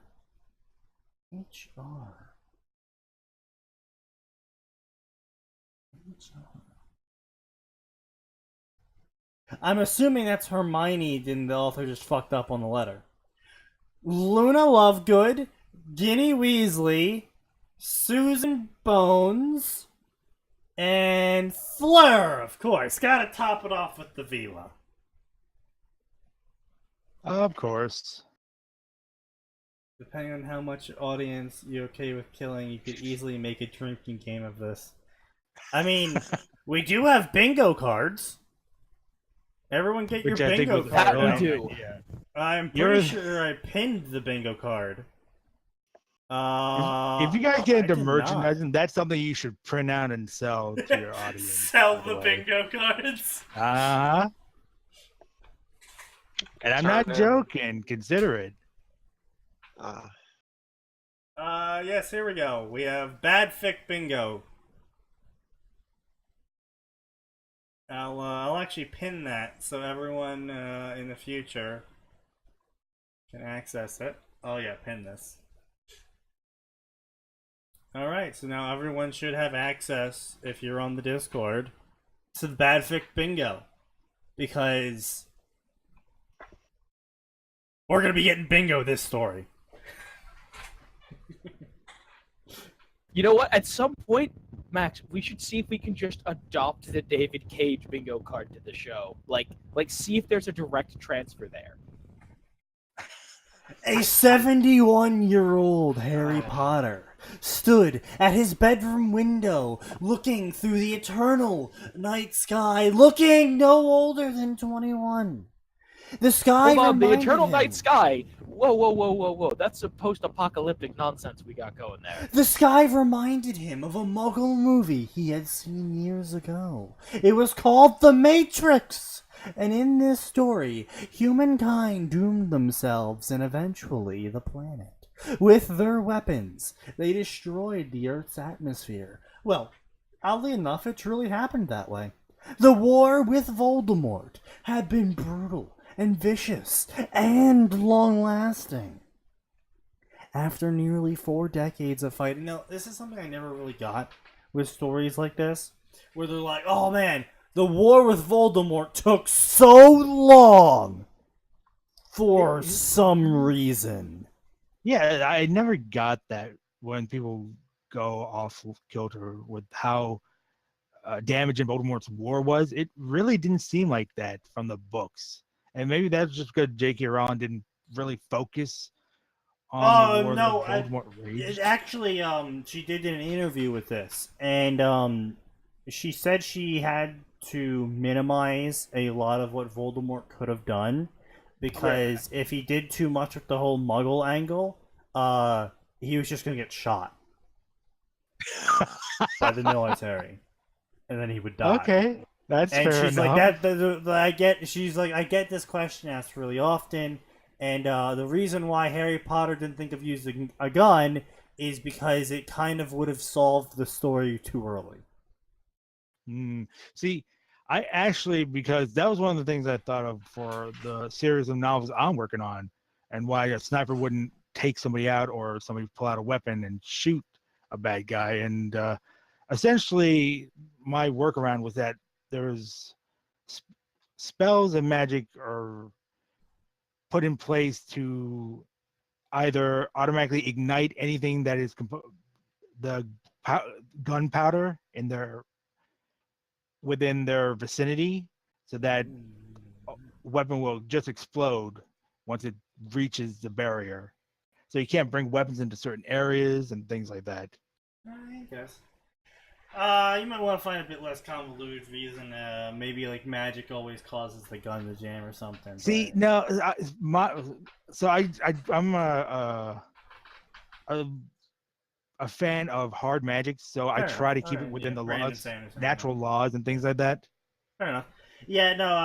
At least you're not going with a really stupid reason like Wild Bow did with Worm, because someone asked why no one had ever just shot a villain or a hero with a gun. Mm-hmm. And Wild Bow had said that Contessa uses butterflies and wind breezes to always make snipers miss whenever they tried shooting at villains and heroes. Okay, yeah. That's a good way around it. Like, a butterfly would fly in front of the bullet and cause it to miss and shit. Every single time someone tried shooting. And I was just like... Wait, I'm sorry. So she literally used the butterfly effect. Yeah, quite literally, she would... Oh my... that clever motherfucker. Yeah, like, quite literally, he just straight up just like, yeah, she'll do something that'll cause a breeze of wind to cause the bullet to drift at last second, or a butterfly will fly in front of the bullet. And I'm just sitting here thinking, like, so what about the bullpup 50 cal that Britain invented? Is it just like a swarm of butterflies flying? Oh, man. Every time you try shooting, a whole fucking swarm just comes up and eats the bullets. That's the only explanation. In other news today, over 3,000 butterflies found dead by bullet wounds. Suspects still at large.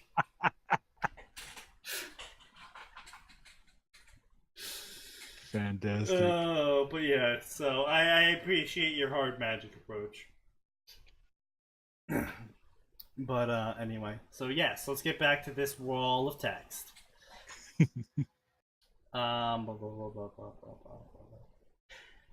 Harry and his coven had finally killed him and most of his followers. However, by that time, Voldemort's wholesale slaughter of muggles. Because, oh, I forgot, this is Britain, and apparently guns aren't allowed there. And so he just shot everyone with his wand. I guess. I don't know. You would think they would have done something to him, like, militarily at some point, but yeah, I guess he's killed everyone. Well, I assume that the Ministry of Magic was trying to keep it all under wraps and passing it off as natural disasters or just freak accidents. I mean, that's fair enough. That could possibly be true. But it looks like the Ministry didn't do that. Oh, never mind. Yeah. See, you came up with a smart, intelligent idea to explain away the stupid, dumb thing the author put in. I mean, that's what I have in my book. I have where there's a group of wizards and witches whose job is to make sure to monitor all government communications and be in certain key areas to prevent them from realizing what's going on magic-wise.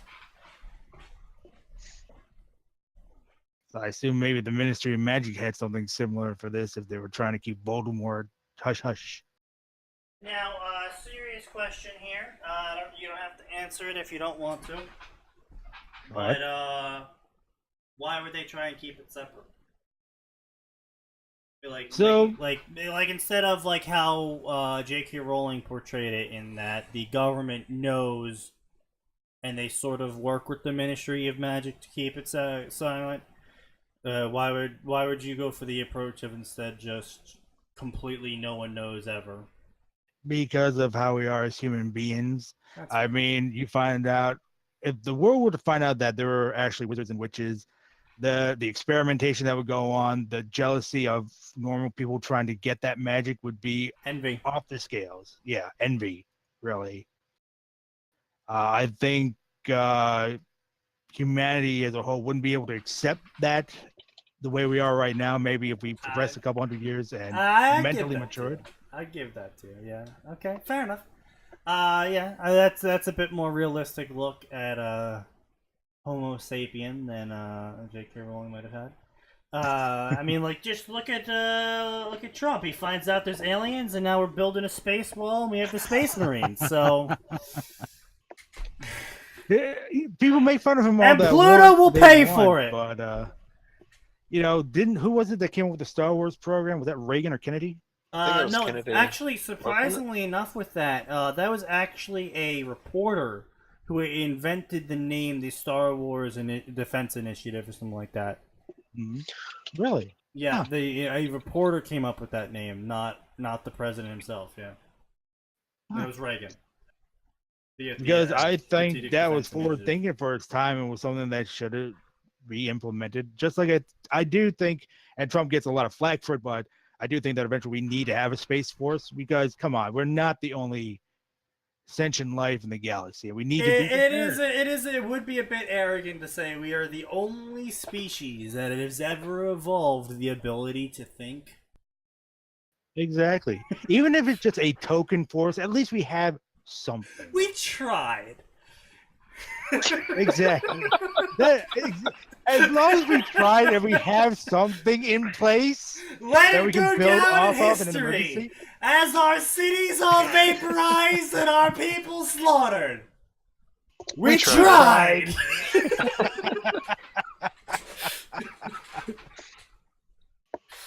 Oh boy. Oh, yeah. All right, so Voldemort slaughtered Muggles and blah, blah, Voldemort genocided lots of people. The statue of secrecy was broken. The whole world knew they existed now, and the extermination of the magical world had begun. Honestly, the only country I can see jumping straight to genocide would probably be Germany. That's just me, though. Maybe Russia. Russia would probably also genocide. Maybe China, too. But, not... As in try to commit genocide or be wiped out in the genocide? I mean, it's really a coin flip.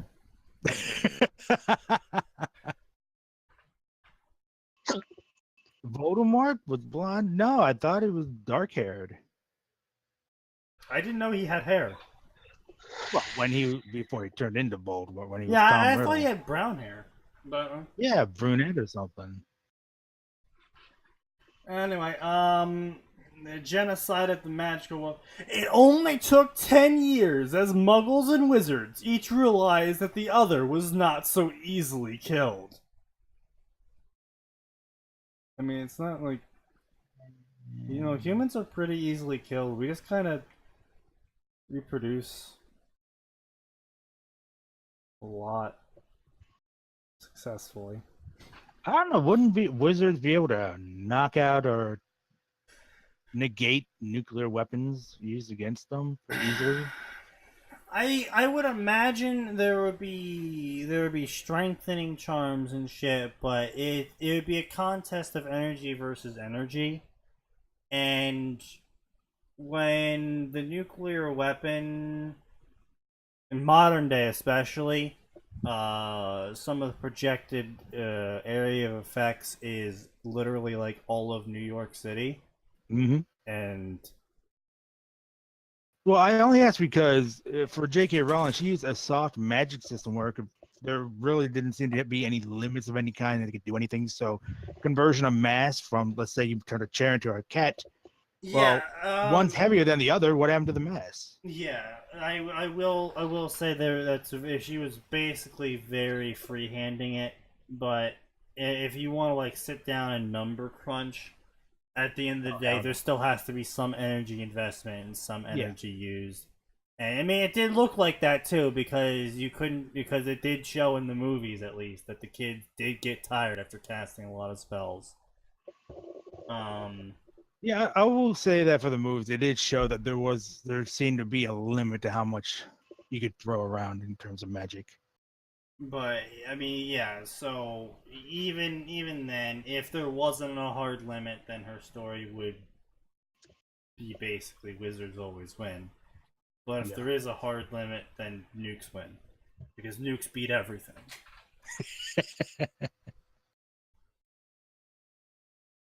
The Humies are good for crumping. Yeah.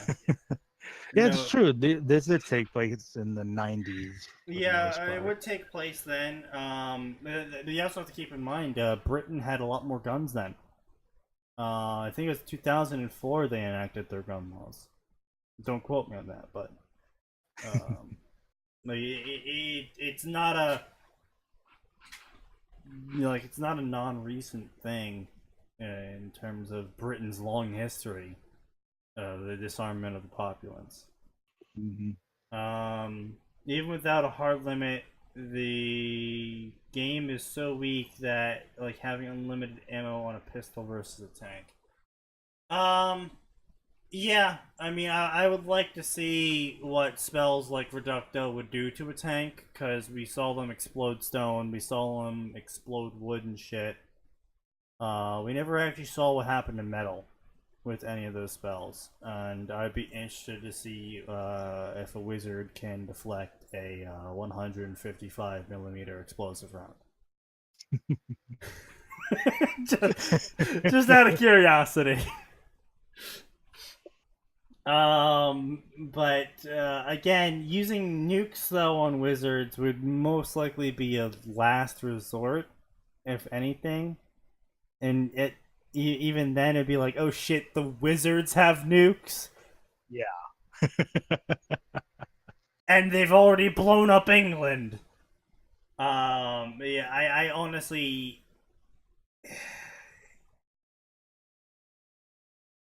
As much as the media likes to fearmonger it, I don't see any country besides a very select few with extremely radical and insane people at their helm using nuclear weapons as anything but a last ditch, we can't literally do anything else maneuver. So the author is both extremely optimistic and extremely pessimistic in their description of both how effective wizards are and how quick humans are to jump to nuking things. Yeah. Anyway, so nukes, they just started nuking everything, and the whole planet went into underground bunkers to protect them from the nukes. And it sort of worked. The bunkers did not protect them from the nukes. Sorry, it did protect them from the nukes, but did not protect them from the wizards, who died with them as well. Yeah, that sentence is a little confusing. The world population last time Harry checked was under 10,000, and it was quickly declining. The world itself was dying from what had been done to it. That's the other thing, is dying world, as much shit as people give, the world's gonna live on. The world's just us. gonna shrug it off. Unless we hollow out the fucking core and collapse the planet, Yeah. the world Right. does not give two shits about what we do. I've fortified myself with eggs and sausage biscuits. What have I missed? We've Just on spent the first paragraph. about 15 or so minutes complaining about this author's super optimistic view on how effective wizards are versus the militaries of the world, and also extremely pessimistic about how quickly humans would jump to just nuking the whole planet. Okay, look, clearly this author has never read the Dresden Files because, look, all I'm gonna say is Kincaid had the right idea. Oh, yeah, wizards are super dangerous. You know what they're not super great against? Getting shot in the fucking head from 2 miles away. See, that's exactly what I was I talking love the to Sean Kincaid about it. character. Yeah. That's exactly what I was talking to Sean. I was like, I want to see how effective wizards are at deflecting a high explosive 155mm round. Crucio! For those who have read the Fables comics, they actually brought that Fables up. is where, fan oh, fucking it's so good. I love it so much, and I was so bummed that they never got to turn it into a TV show. Instead, we got Once Upon a Time, which was a ripoff of Fables. Yes, but we did get a great Telltale game. Yeah, we got Yeah, true. awesome game for it. So Anyway, Also, I will say this. I was actually glad that the author ended it because I did feel it was starting to drag on. I think he ended it at the right point. American Gods, I do recommend people pick that up. Unlike whatever poor guy is currently chained to a table writing One Piece, Oh. Fables ended at the right time. The poor guy's like, kill me. End my suffering. that's the thing. He still enjoys writing. So Max, that's because of all the cocaine. no, like apparently there are plot points from as early as chapter 30 and earlier that are coming back in. That sounds a lot like, oh shit, what the fuck is this story even about? Better read it again. Oh, I I have did no that? idea. That's so interesting. I could probably do X with that. Like, and the weird thing is, apparently a character just showed up that it was a panel problem where a door back in chapter 1, a door was broken and magically fixed, and he said in an interview, "Oh, well, there's a carpenter that was off screen that fixed it really quickly," and so he made that character and brought him into the newest chapter. Oh god. Wow. And it's just like, why would you remember that? Chapter 1 was like early Okay, 2000s. to be fair, Max, to be fair. Okay, that is a bit more than the Dark Souls story, but I did have Valkyrie not die as she was supposed to because of something she did in the first 3 paragraphs of the first chapter. Yeah, I know, but like, Sneaky, that is nowhere near big enough. Like, that was like a 1 to 2 year difference versus I know. a decade and a half.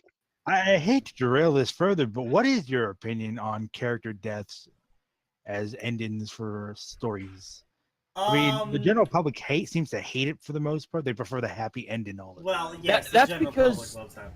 yeah, what you said, that's because the general public is dumb. I am perfectly fine with character death as long as it serves a purpose. Don't be George R.R. goddamn Martin, where you just It has to serve a purpose. It has to serve a purpose outside of trying to tug heartstrings or Like, here's the forcing thing. plot. Early on, I think Martin did it because it fit the story and he wanted to be genuinely shocking, because at the time when he was writing fantasy novels, an unhappy ending was basically unheard of, you know? Like look at The Wheel of Time, which the ending came out when that was happening. Like, that's one of the happiest fantasy novels there is, despite the bad stuff that happens. Yep. Well, in defense of George R.R. Martin, he really took a lot of notes from history, real history himself, which is filled with all kinds of pointless deaths. So I didn't mind that. But that's the thing. Like I said, I didn't mind. At first, it was great. It was a good plot device. It was well done and it was well handled. And I feel that he is currently killing he's killed a number of characters simply because he feels he has to keep killing characters because that's what people expect of him. That's fair. That's fair. I do say though, there is a reason why people typically don't like character death. It's because they obviously get invested in the character, but it's also because, like, you just spent, say it's 3 books that this character's existed. You just spent 3 books reading about this character and their adventures, and then they die. But the books That's why keep Drizzy going. Do'Urden is the perfect mascot. He can never die. But they keep going, and it's just like, do I really want to stay with this series now that the character that I was reading the series for is dead? Now I am partial to character death. If you've read the Dark Souls story, or if you've read the Two-Step Goodbye story, you're gonna be seeing my partiality to that very soon. Yeah. Spoiler alert, people are gonna die. And I don't do it for no reason though. I do like to take my stories, and I do enjoy stories that go the same route. What the fuck, the blogging in the zombie world series. I forget the exact name right now, but I'll probably remember it in a minute or so. That had the same thing, and one of the main characters died at the end of the first book, and you're just like, oh shit. I like character death with a reason. Sometimes it's to give a grand finale sort of message, which everyone's gonna forget it by this point, so I have no problem spoiling it. What we're planning to do in one of our stories, with all the characters dying in the grand finale, as a sort of, they tried, but it turns out not always do you succeed. Yeah. It's the same for the short story Flames of Elysium.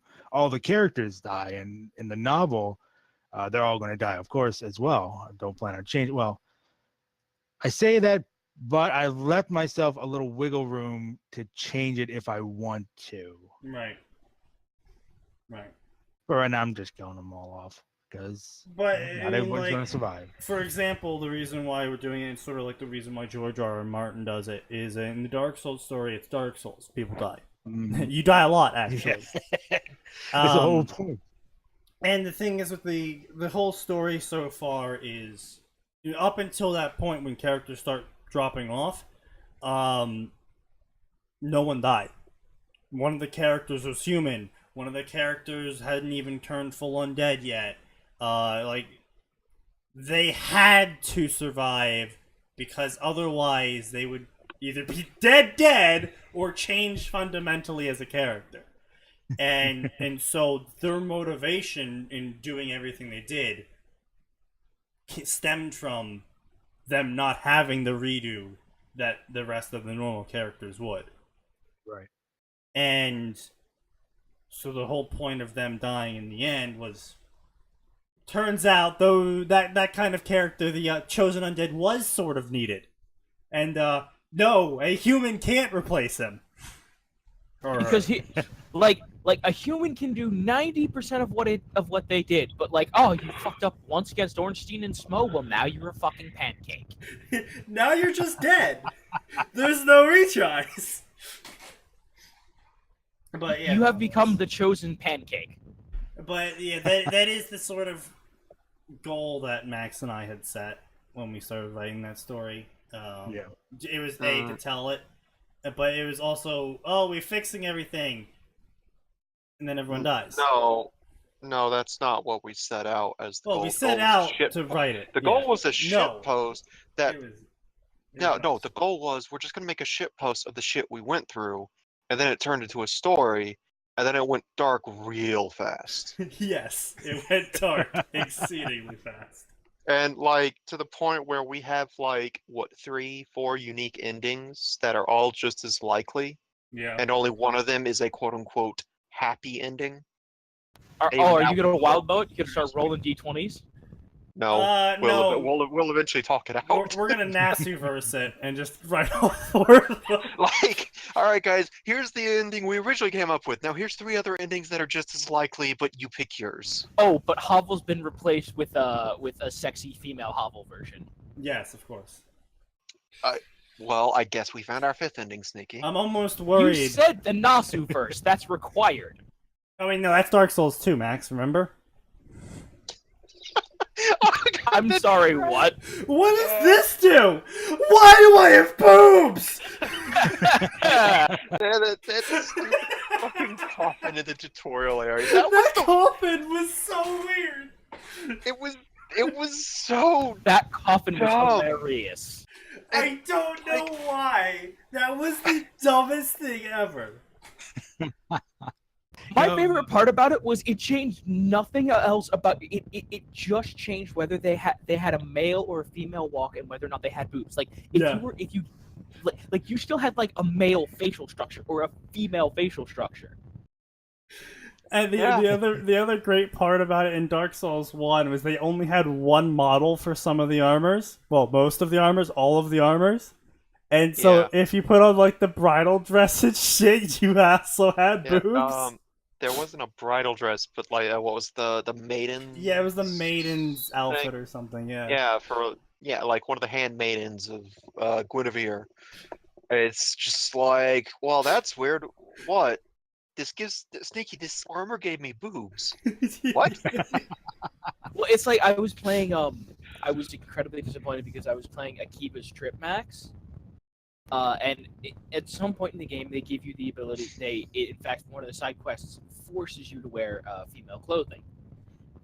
Okay. But I was severely disappointed because all of those, like the boobs, are part of the outfit. Oh yeah. So if you put on any female piece of clothing, you just spontaneously get boobs. Including the ones where it's like, oh look, this is a main character with a low cut top. I can honestly say I would have expected Japan to have actually given a shit in a game like that, but I was wrong. No. Clearly, I was wrong. Clearly, you were exceeding. Like I said, I was. Dark Souls 2 gave more of a shit than that game, apparently. Anyway, now that we're back on track of talking about this author's really warped perception of the world, Harry's being kissed by 7 girls, and they're pulling him towards the bed. Yes, all at once. Yep. Mm-hmm. Author. Come back towards the bed. We still need to do a ritual. Whoa, a warlock? Yes, he is a warlock, you see. Because he has a coven that sucks his dick. But aren't warlocks supposed to be like untrained wizards that didn't really have any formal training or education? Honestly, I think you're thinking Dresden Files. No, yeah, the definitions of warlock, wizard, hedge wizard, all really depend on the source material you're pulling from and the culture you're pulling from. Yeah, that's a fair point. Because in like some parts of America, specifically in the Northeast, a warlock would be someone who cavorts with demons. Mm-hmm. Yep, that's true. It's just usually when in a universe where you have witches and wizards, they're usually not called or referenced to as warlocks. With Unless it's an explicitly negative Yeah, reference. unless it's a Yeah. specific term or yeah. Oh yeah. So. Anyway, but yeah, again, that Isaac, like I said, it really depends on what source material you're pulling from, Like, and whether I it's mean, religious or not. yeah. Harry was the warlock to 6 witches, and together they made a coven of 7, a very powerful magical number. And the women began to moan and howl in pleasure as Hermione was Hold on serviced. Hold on a minute. There's one dick and 7 women. They can't all be howling. Well, some of them are working on Hermione right now. Yeah, some of them are working on Hermione. Okay, but still. And then the author goes on to explain all these terms. Thank you, author. A coven was a collection of witches who all fucked a single wizard who was named the Warlock, also known as the Sugar Daddy. Now, hold on a minute. I feel that you added that last one. That's possible. Nah. You probably did. Covens had largely fallen out of use in the past 500 years within the magical world, mainly because of Hold on a minute. You're expecting me to believe that the people who were, like, blood purists weren't into the whole orgy thing. Exactly. Actually, I kind of do. I kind of understand where the author's coming from with that, because they were blood purists, and so they had to know how much inbreeding occurred, and adding more inbreeding to the inbreeding already occurring probably would have made the inbreeding worse. It'd be like inbreeding orgies squared.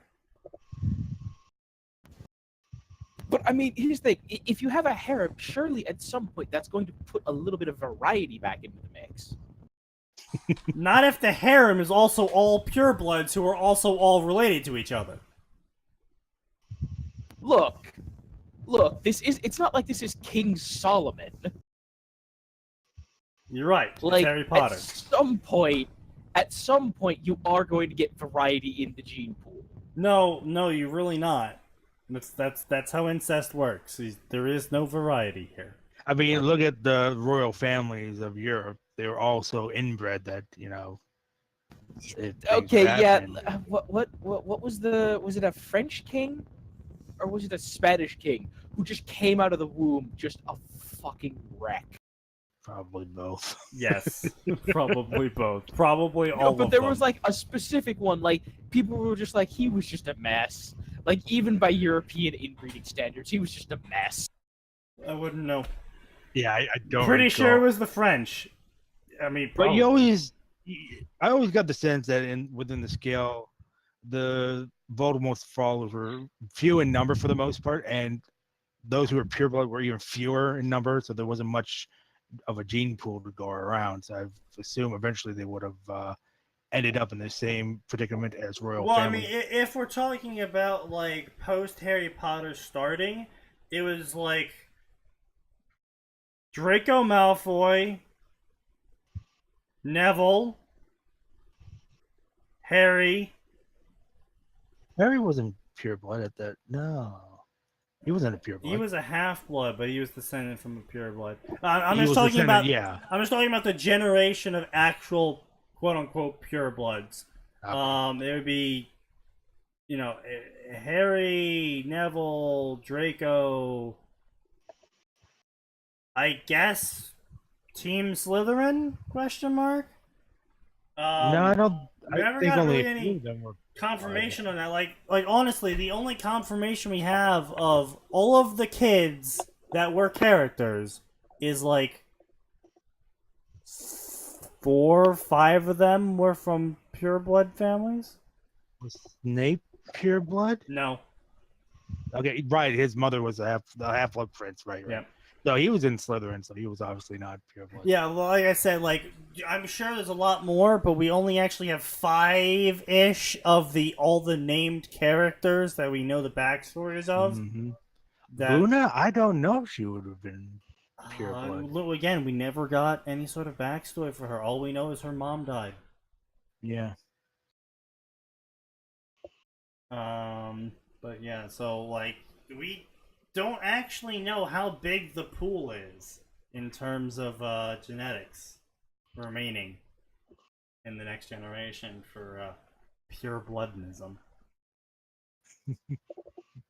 Anyway, so Muggle harems, blah blah blah. He owned the women, blah blah blah blah blah.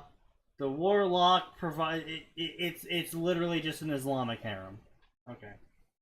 Pretty much. Yeah, no, I'm not even kidding about that. It's literally he owned the women. He treated them with respect, and he took care of all of their needs and all of their wants. So I'm just giving it a head up a bit, but Harry has Horcruxes, and so do all the girls have their own Horcruxes. I wouldn't be surprised. So how come he looks 21 and still? I assume he still looks like himself instead of looking like Lord Voldemort. Because fuck you. Because you see, he's a good guy with immortality. Yeah, exactly. Because fuck you. But he would have to kill someone. But does negate But- his goodness. You see Ron willingly Ron magic. You see Ron magic. So not Harry Ron killed magic. Ron, That's an entirely different so thing. Although Ron, I'm sure that's there too. Neville, Seamus, all those guys, they all willingly Oh yeah, sacrificed they were themselves just for like, the wow, Horcrux. Harry. Yeah, we'll totally get killed so you can fuck 7 girls into the future. And we'll be dead. No worries. We'll miss out on the good stuff. We're buddies. But actually, you're right. They Harry discovered destroying a Horcrux counted as a premeditated murder as long as he was aware of what he was destroying. All of the Horcruxes and each of the girls were, in fact, made by destroying other people's Horcruxes, mostly Voldemort's, but they found one in Egypt and one for Morgan Le Fay. Oh, okay. When Dumbledore had learned what Harry and his girls had done to ensure their victory, he had been disgusted by it and turned the public against them. Even in a war against the Muggles, Harry and his girls were seen as the new Dark Lord and his Dark Ladies by the wizards and was attacked by both sides. Oh, this is stupid. This is... To Harry and his girls, though the pros outweighed the cons, they all stopped aging once they were fully matured, like vampires from a specific novel series. And the only way to kill any of them was to kill all of them? That's not how that works. No. So they turned each other into Horcruxes? It sounds like they turned everyone into a Horcrux for everyone else at the same time. Yes, Zeeks, I did see what you kinked yesterday. I'm sorry, what? Zeeks.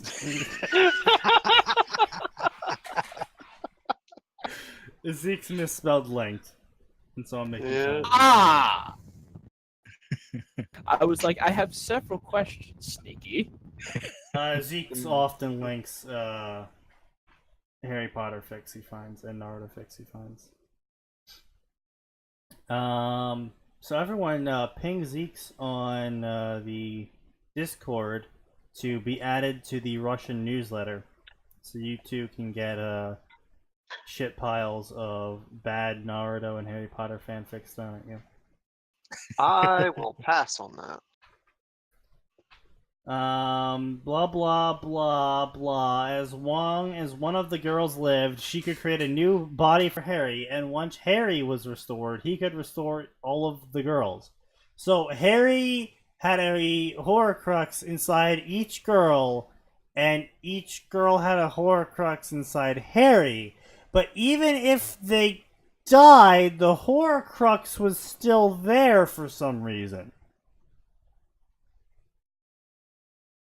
I guess that means they just have to find another body for it. Because the thing is the author's implying that even if the person is killed, the Horcrux that is inside that person to keep the others alive is still there until they've all died. That seems to be the gist of it. This author was really horny when they wrote this, and they really thought about it. Okay, look, I have all of the sections I've seen. It goes D times D, Harry Potter, Naruto, Bleach, in terms of thirstiest fans. And then most disturbing fans, it goes Ruby, D times D, Naruto, Harry Potter. Oh god. Oh, there's some law of inverses for you. I can attest to the creepiness of the Ruby fandom. They really like making that child suffer. Yeah, that's rather creepy to think about. Because how old is she? I have seen about as much rape fic in the Ruby fandom as I did in Harry Potter fandom.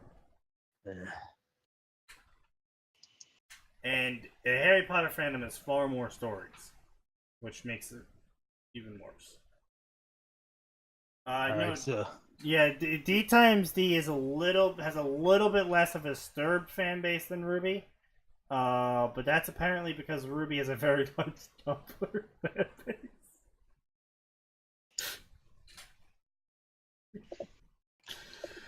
Oh, let's get this chapter done and get the fuck out of here. Anyway, so, blah blah blah. Because they were each other's horcruxes, they had a giant hive mind, and they could send each other thoughts and feelings. Oh, good. Now they've got Jedi. What was it? The mind melt? No, the thing they did in combat. The battle meld? Battle meld, yes. Battle meditation? No, not battle meditation. Battle meld. It's like a version of battle meditation, but only for Jedi to Jedi. God damn it, Well, Isley. not just Jedi to Jedi. The George C.B. Off, like the Thrawn trilogy, that was the big thing about the fake Jedi Master, was that he could perform battle meld in place of the Emperor. No, that was meditation, not Frickin' what? Isley. Yeah, no, because remember, his big thing was that he could do battle meditation, not melding. Because remember, melding didn't happen until the Vong War. Isley says it's hard to make a rape fic where everyone wants it. God. I'm Thanks, so tempted Isley. to time him out. It is 9:06. Oh, stream. God. We're done here. Anyway, blah blah blah, walls of text, blah blah blah, he has sex with them all, blah blah blah, he has pets names for them all, blah blah blah, they were all exceedingly aroused by his dick, blah blah blah, poorly described sex scenes, blah blah blah, Fleur's a furry, blah blah blah, sex-based magic, blah blah blah, blood ritual, blah blah blah blah blah, sex, blah blah blah, he fucked them and then killed them one by one, blah blah blah blah, blah blah blah, sappy dialogue as he sticks his dick in them and kills them, blah blah blah blah blah, Hermione's a submissive, blah blah blah blah blah blah blah blah blah. Also, Hermione's a werewolf. How did that happen? Reasons. Hmm. Okay, and he kills them all. And he's crying as they all bleed out in the ritual circle. And blah blah blah. He's watching them all die. And then he stabs himself in the heart, and the runes light up, and he explodes in magic. And now he's a ghost.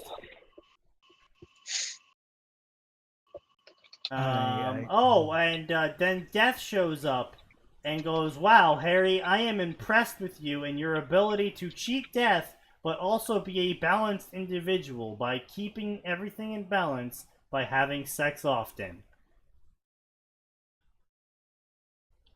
And I'm so impressed by your ability to cheat death that I will let your bonds transcend reality and be transported back in time with you, so you can be with your loved ones again. Walls of text, walls of text, walls of text. I'll stop you, in return for bearing this message, and stopping you from destroying several universes unintentionally, and for the gift of viewing the love you have, I would ask one thing from you. Gather the items known as the Deathly Hollows and destroy them forever, so no one can ever be a master of me. And then Harry woke up back in time. Also, all of the girls orgasmed and moaned and woke up as well. Gotta be kidding me. No. Oh no. So just negated that entire story by making it into a time travel. He goes back and gets sent back in time and erases that. Ugh. Yes, but you see, the author desperately needed to tell us why exactly they were committing ritual time travel suicide. Yeah, and waste time talking about covens and all that when it wasn't going to exist again.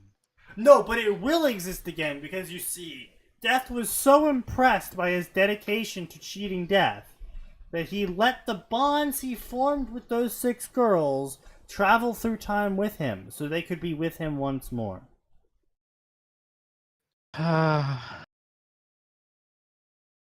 Jesus. That was just too much. That was And we're done here. Let's just come on. And we're done here. So thank you all for joining us. Thanks to Sean for staying with us this whole time so he can suffer. I had fun. Yeah. But yeah, so we're here every single week. Not gonna be here Friday though, because I have to go to a wake. But besides this exact Friday, every single week, twice a week, Tuesdays and Fridays, 7 p.m. to 9 p.m. We're here doing this. So I'll see you next Tuesday, everyone. Because remember, there's always more, and it always gets worse.